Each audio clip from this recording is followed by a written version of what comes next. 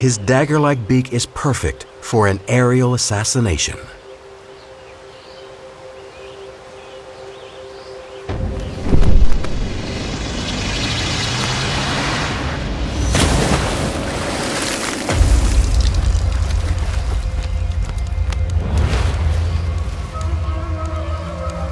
And his appetite is insatiable.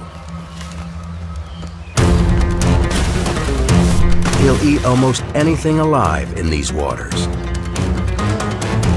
He's already spent several hours catching fish, but it doesn't hurt to be greedy.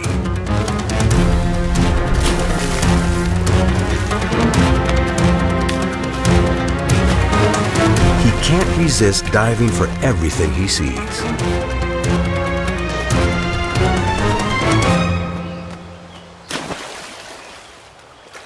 Freshwater shrimp